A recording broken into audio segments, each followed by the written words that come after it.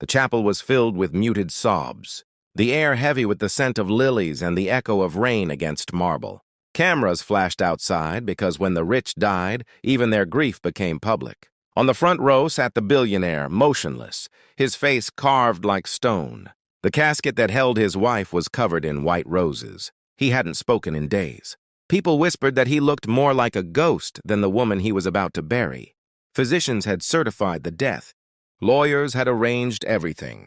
And the priest began the slow funeral sermon as the orchestra hummed a soft hymn.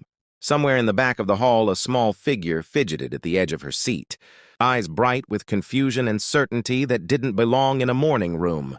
She was 9, the caretaker's daughter, usually invisible among the rows of black suits. That morning, she had overheard words her father brushed off, machines failing, timing off, something about a pulse, faint but not gone. She kept hearing them in her head as the service started. Her small hands twisted together until she couldn't take it anymore. When the priest lifted his hand to close the casket, she stood up. Her voice was thin but clear as glass. "She's not dead." The noise stopped instantly. Every head turned. The priest froze, mouth open mid-prayer. She said it again louder. "She's not dead." The guards at the doorway moved quickly toward her, but the billionaire raised a hand for them to stop. His voice came out low and broken. "What did you say?" The little girl trembled but didn't back down. "I heard my dad talking on the phone with the doctor. The machines were wrong. They said something about low temperature, slow heartbeat. She's alive, just barely, but alive." Some guests gasped, muttering that grief had infected the child's mind. But he was already on his feet, his eyes no longer dull. He crossed the room to her, kneeling so he could look straight into her face. "Are you sure about what you heard?" he asked. She nodded rapidly, tears forming but her voice steady. "Please don't close that box yet. Test her one more time." The surgeon attending the ceremony tried to protest, but the billionaire's order was sharp and absolute. "Check her now." Within minutes, the casket was opened again, doctors surrounding the body. The billionaire staggered backward, his breath catching in shock. The crowd erupted, disbelief turning to awe. The little girl stood frozen, watching everything, clutching the hem of her dress, eyes wide as chaos filled the chapel.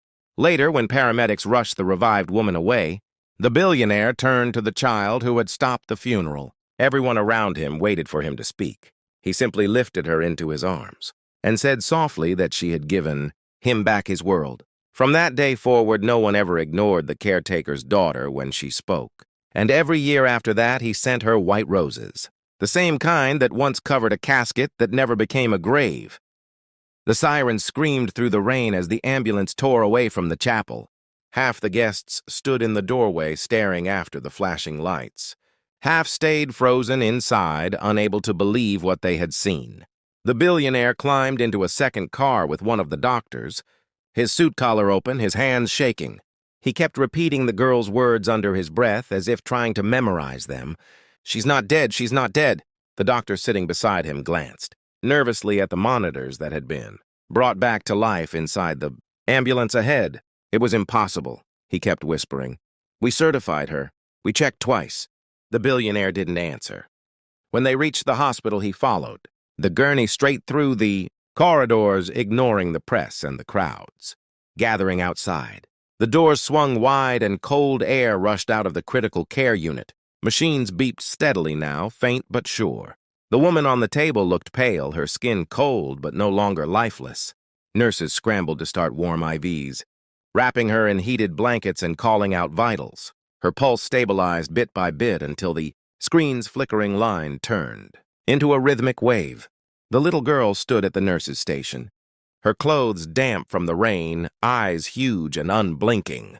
Her father, the caretaker, knelt beside her whispering frantic thanks that she hadn't listened to him when he told her to sit quietly at the funeral.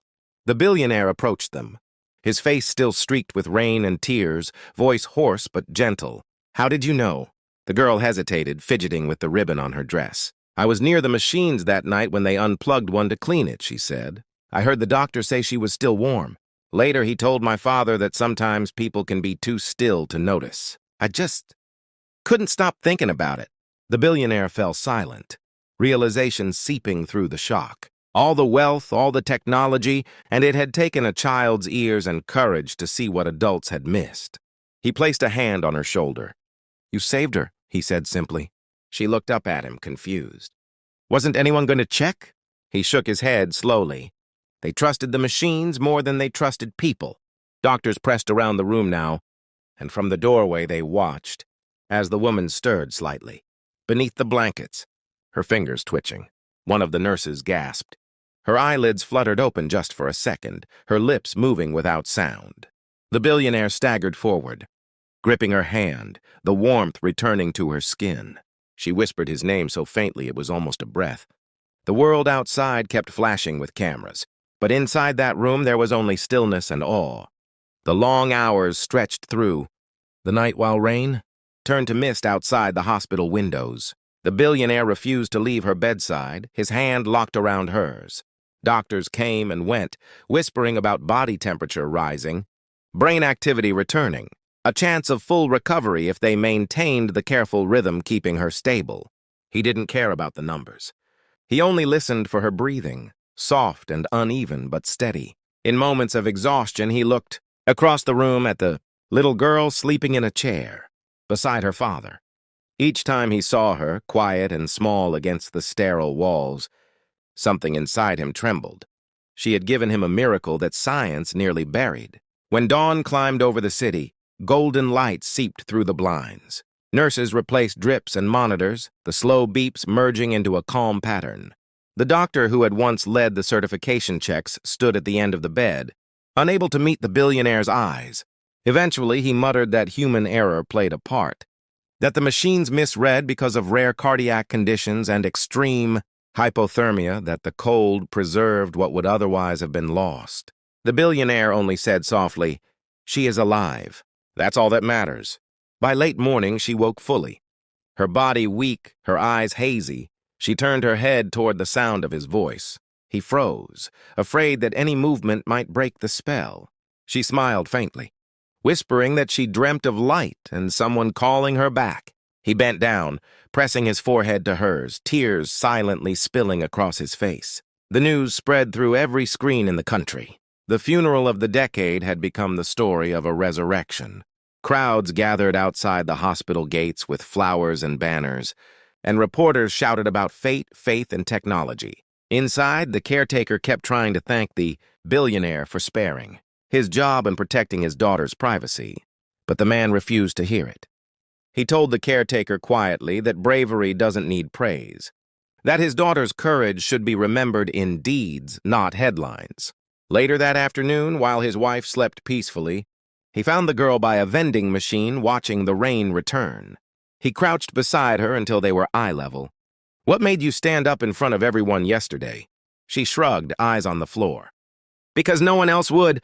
He sighed, half laughing, half crying at the truth of her answer. "You changed everything," he said softly, pulling a small card from his pocket and placing it in her hand. It was embossed with his personal number. "If you ever need a voice to believe you again, call this." She nodded, then smiled a small, proud smile that made him realize she understood the weight of what she had done.